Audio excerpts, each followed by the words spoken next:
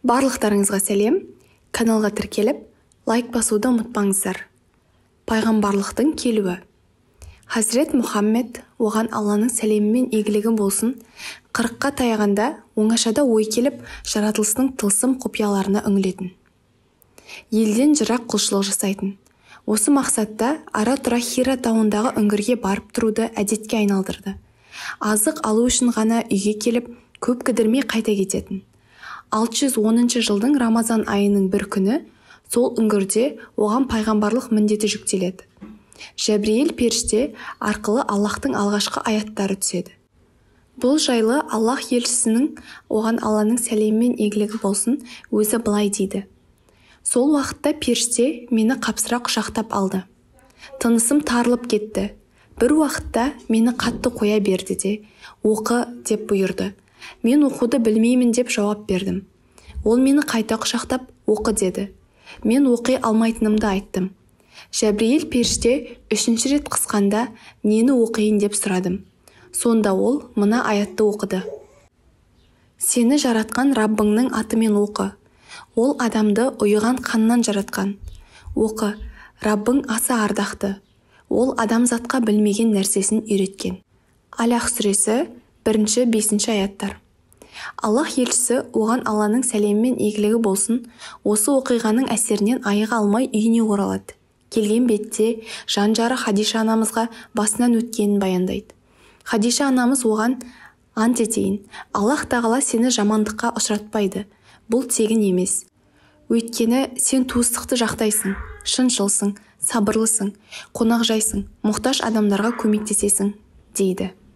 Іле Хадиша бұл оқиғаны Тәурат пен Інжілден хабары мол Уараха ибн Науфал деп аталатын ғалым кісіге айтқан кезде оның таңданысында шек болмайды.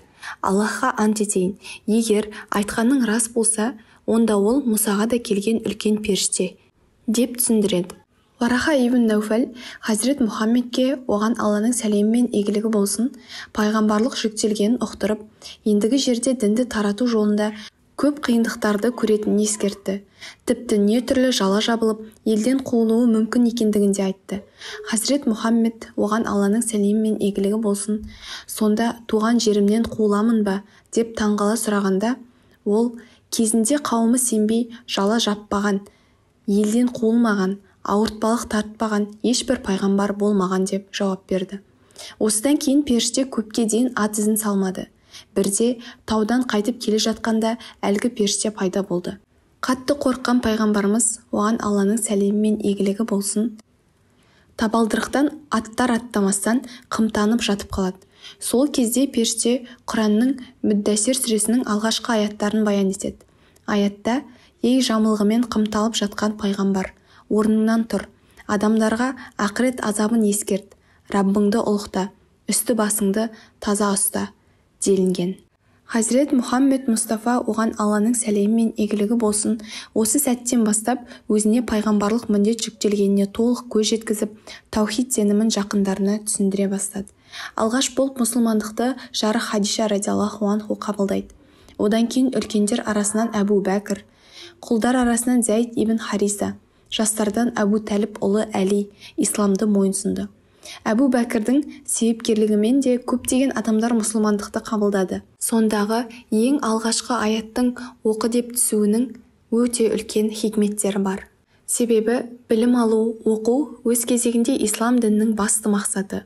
Алла тағала қасиетті кітабында білім ізденушінің дәрежесін көтеріп, бірнеше аяттарда жақсы сөздермен ескерген. Мәселен, Зумар сүресінің 9 аятында білім иелерін Алла тағала ерекшелеп былай дейді: білгендер мен білмегендер тең бола ма? Білім бейнебір адамды қараңғылықтан жарыққа шығаратын нұр тәрізді. Білімді адам қашанда өзгелердің алдында сөйлеу мәнерімен, жүріс-тұрысымен, әдептілігімен, озық санасымен ерекшеленіп, дәрежелері жоғары тұрады. Бұл жайында Құран кәрімде Аллах тағала иман келтіргендердің ғылым иелерінің дәрежелерін көтерді делінген. Мүжәдәлә сүресі 11 аят.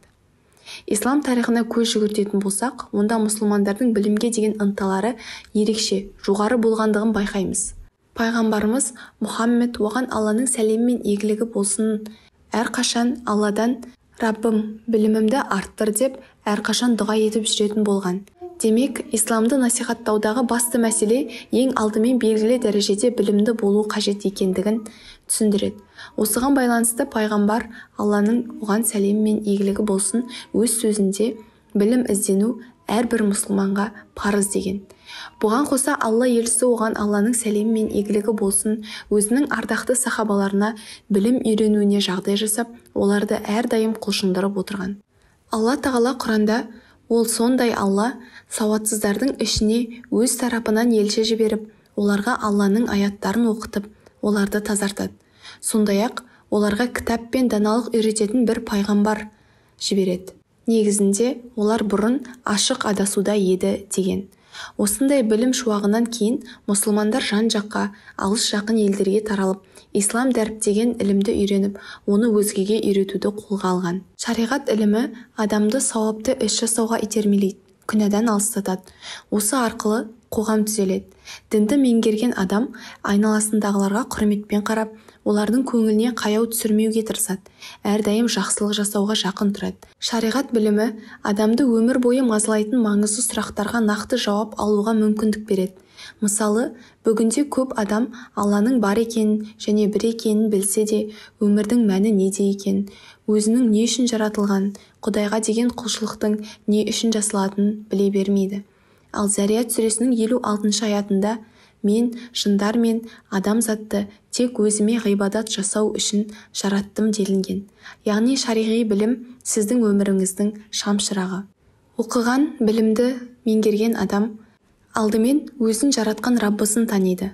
Алла тағала Құранда адамдарды ойлануға, айналадағы жаратылыстарға қарап, оның кереметіне көз жеткізуге бұйырған. Осы арқылы дүние заңдылықтарының даналықпен орналастырылғандығын түсініп, бұның бір құдіретті жаратушысы бар екенін еріксіз сезіндірген. Алла тағала Құран кәрімде ақиқатында аспандардың және жердің жаратылуында, түн мен күндіздің алмасуында, адамдар үшін пайдалы нәрселер мен теңізде жүретін кемеде және Алланың аспаннан су түсіріп, онымен жер тіршіліксіз қалғаннан кейін оны тірілтуінде, әрі онда түрлі жануарларды таратуында және желдердің алмасуында, аспан мен жер арасындағы бағынышты бұлттарды басқаруында ақыл иелері үшін жаратушының бірден бір екенін дәлелдейтін даусыз дәлелдер бар, деп адамзатты ойлануға, пікір қылуға шақырады. Бақара сүресі 164 аят. Назарларыңызға рахмет. Каналға тіркеліп, лайк басуды ұмытпаңыздар.